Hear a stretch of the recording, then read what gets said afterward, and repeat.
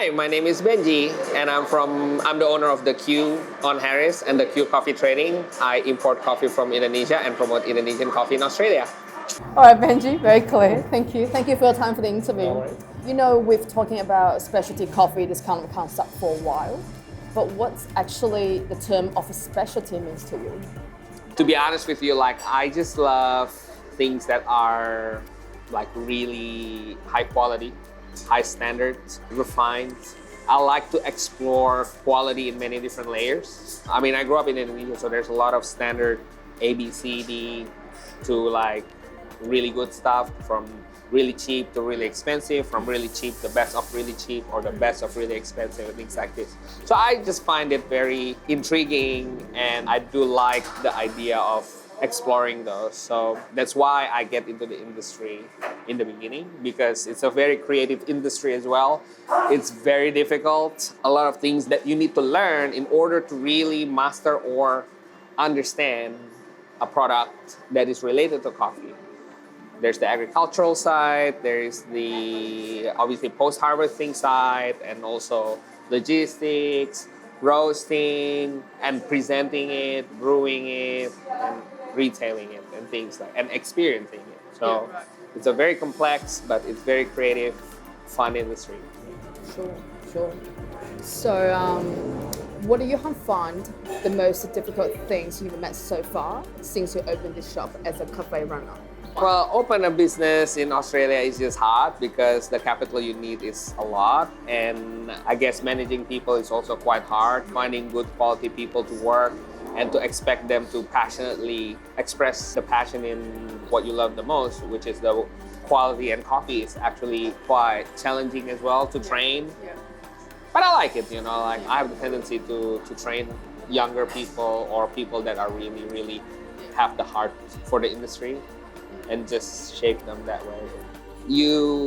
It's good to focus on one, but it's also good to be able to diversify a little bit in order for you to understand what's actually happening in the supply chain. So from diversifying perspective and wanting to understand more about the supply chain, diversifying is obviously great. But in terms for nailing the day-to-day target of just business needs is actually quite hard, because those require a different set of skill set and focus, and it's very time consuming. Each of those are time consuming, and they're all different. A lot of, I think in the beginning, from sharing my experience is we thought, oh, okay, sourcing coffee, getting it into the cafe, if the coffee is great, people is going to also buy the green bean and willing to promote. But the reality is, coffee is industry that involves a lot with trust. So wherever the country, wherever the origin of the coffee is from, no matter how good it is, if the trust and the relationship was never established properly in the beginning, it's very difficult to trade. This is just the reality of coffee in general, You could be opening an account, but you don't know the person that owns the cafe, and you haven't built a relationship. It's pretty much the same thing. With green bean, it's also the same thing. You don't have the relationship with the farmers, you're not gonna get good coffees. They're gonna probably cheat you, or doesn't understand your expectations, and you get disappointed, and then it's very hard to sell the coffee, and you lose trust with the roasters and things like this. So yeah, I think that aspect is probably one of the most toughest.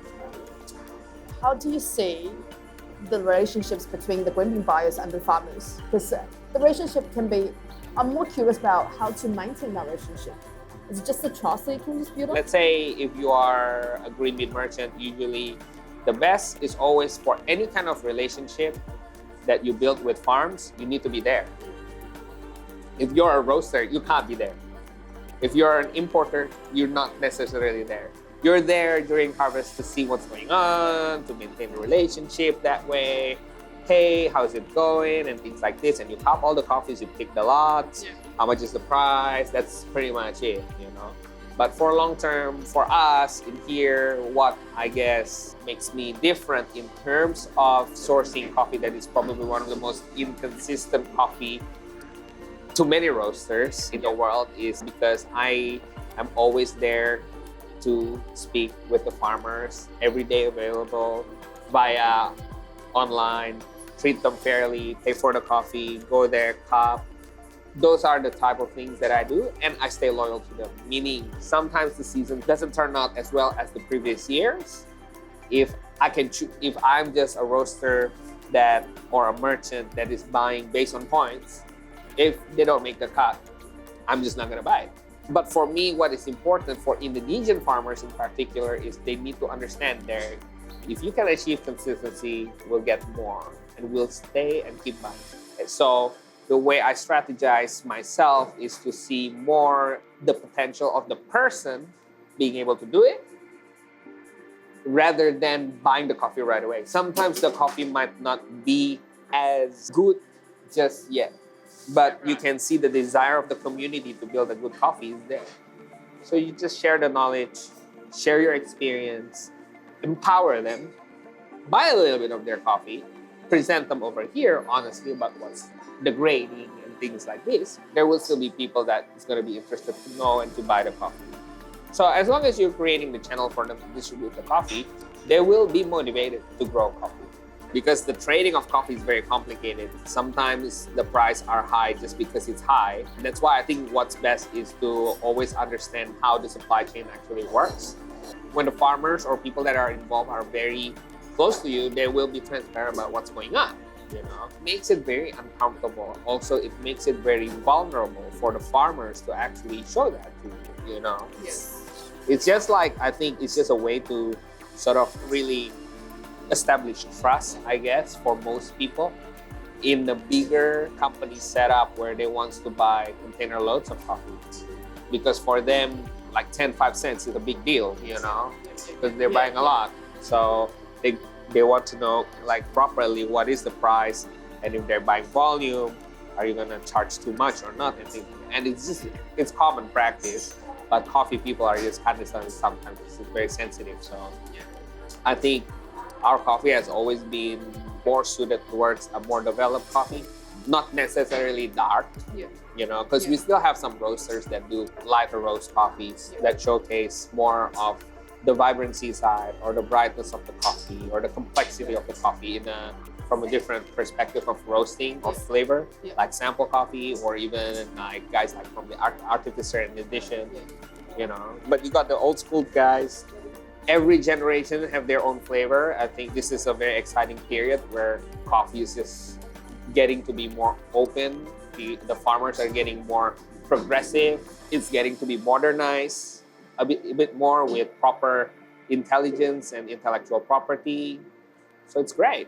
You will see a lot of variety soon. Like our varieties, not in terms of just coffee varieties, but varieties of flavors that can happen just by tweaking post-harvesting methods, either fermenting or drying and things like this. You know, it's just it'll be a very fascinating future for coffee, I think.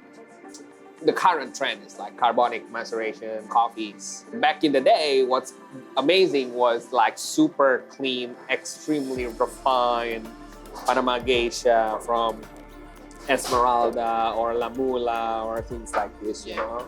So I think it's just like different time, different era.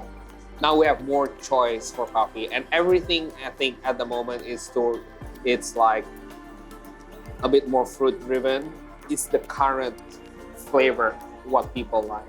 And this needs to be translated or transmuted even more in a competition. So that's what I think personally. Your customer is different basically. Now I think the most important for any business, doesn't matter whether it's coffee or not, is branding. Yes, because brand represent your integrity, represent your passion, represent what makes you different compared to others. And that requires a lot of time and hard work. And sometimes I think more community-based, very open, more homey, like more accepting, willing to share. Sometimes people come, they just want to have a good time and relax. And you cannot just suddenly go there and bombard them with coffee stuff, you know what I mean? Like, you gotta wait for a customer that really wants it and then you just give it to them, you know? And the occasion of like product knowledge session, like the cupping is good as well to create culture. And people talk about company culture and all this kind of stuff. Those kind of culture comes relates again towards what you build in the brand. The brand is the one that adds your value. The brand is the one that gives you the edge to distribute more coffee for the farmers in the market. Yeah. Because why? It's an industry of trust. The customer needs to trust you to be able to grow and buy your coffee. Yeah. And that takes a lot of time and personality, like. My last question, do you have any suggestions to our audience who are willing to open a cafe in the future?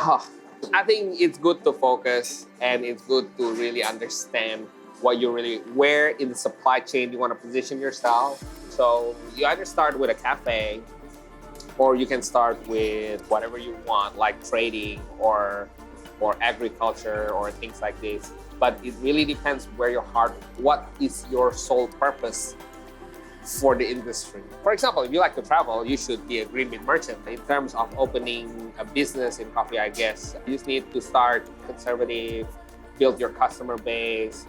Hospitality and distribution of information is very crucial. Do you smile a lot or do you don't? That's like a big difference as well. Like, you can't open a cafe and you have a grumpy face. In the end of the day, the end of the distribution is human relationships still. That tip or at the top of the mountain is all very human related. People and relationship. The relationship is key, like being a good person, I guess. Something like that,